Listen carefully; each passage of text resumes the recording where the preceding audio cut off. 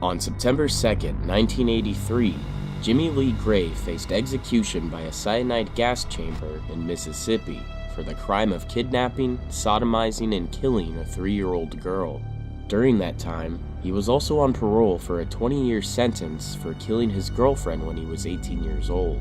Some consider his execution to be one of the most botched in U.S. history.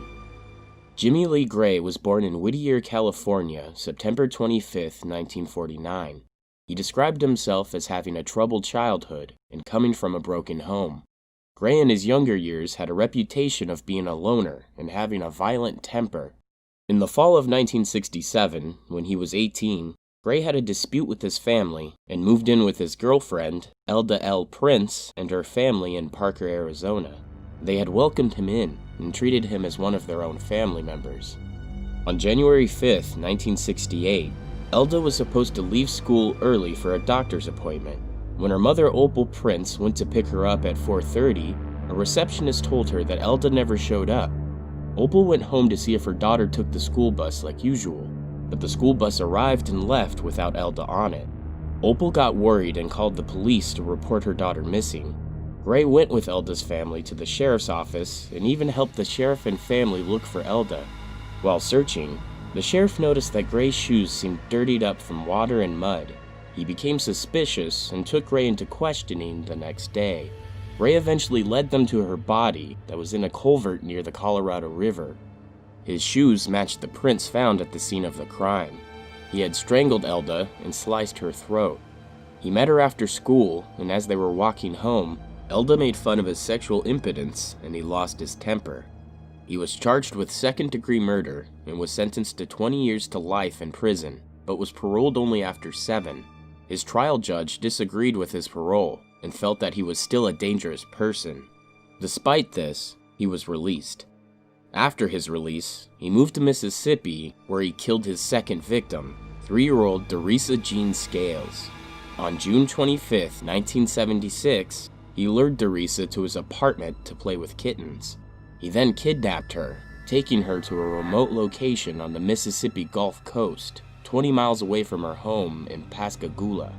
Her parents reported her missing around 5 p.m. Gray lived in the same apartment complex as her parents did, and was questioned by police after some neighbors said that they had seen Theresa with a man who lived in the apartment complex that had a red Volkswagen. When Gray returned to the apartment complex, police noticed the bottom of his pants were wet. He tried to tell them that he had been swimming in the complex's pool, but after more questioning and pressuring from police, he admitted that he had took Theresa for a ride to the countryside, and that he had touched the little girl. He also told them that she had wandered off on her own and fell into a shallow ditch. Then he rescued her from the ditch while she was still breathing and put her into the trunk of his car. He started home, and on the way, he stopped at a bridge over Black Creek, where he took Theresa from his trunk and threw her into the water. He led police to the location at 3:30 a.m.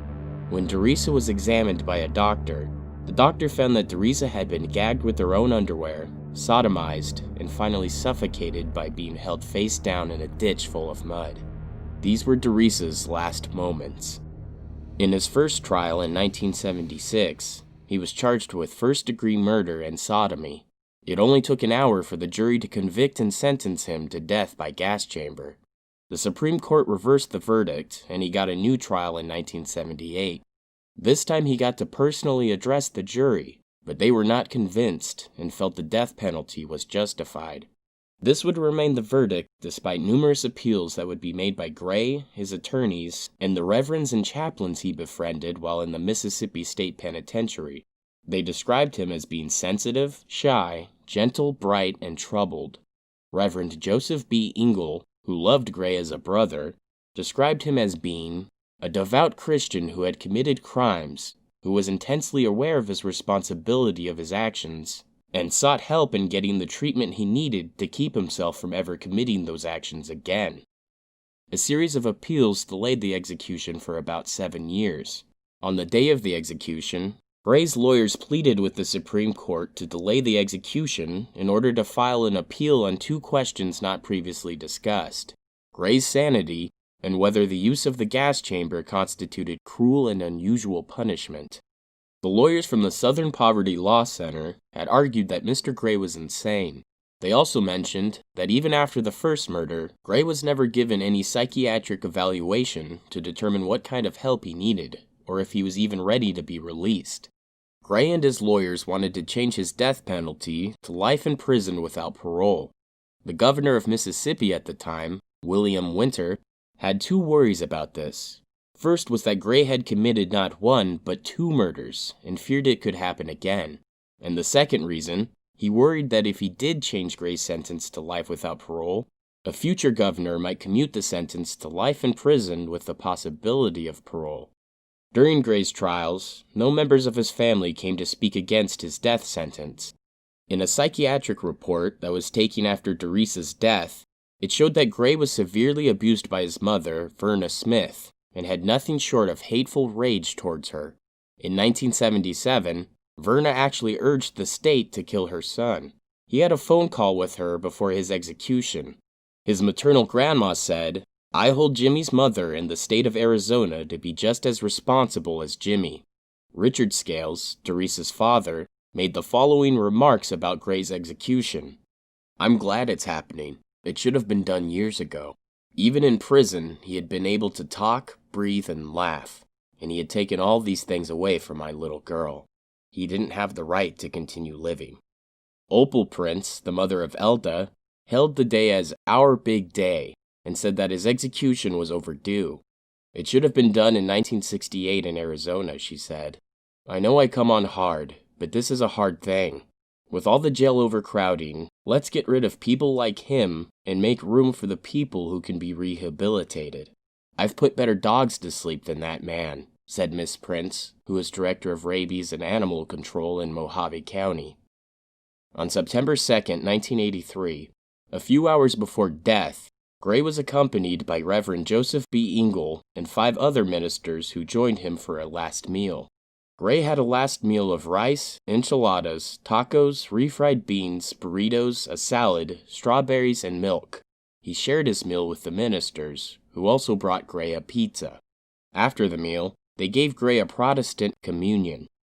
Outside the governor's mansion, many anti-capital punishment activists held a peaceful protest with candles. At 12:01 a.m., the warden escorted Gray to the gas chamber. At 12:08, Gray was strapped to a chair in the chamber. He kept his head bowed and his eyes closed.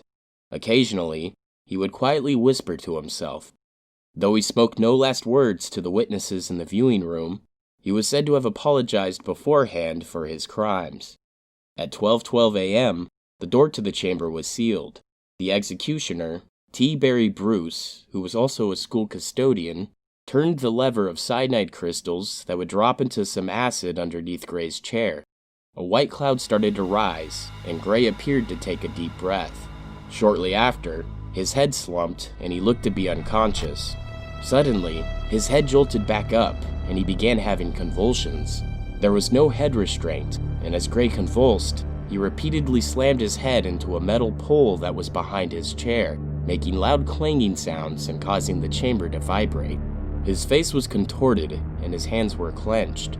Reporters in the viewing room counted each of his gasping moans up to 11. After 8 minutes of this, the warden made everyone leave the viewing room while the horrifying scene went on. As they were exiting, Gray's convulsions continued, and his head turned to the side with his eyes open and rolled back in his head.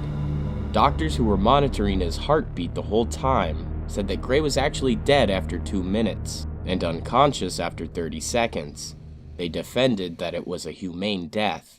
They said the convulsions he had were normal for someone dying. Prison officials said Gray died of cardiac arrest at 12:15 a.m.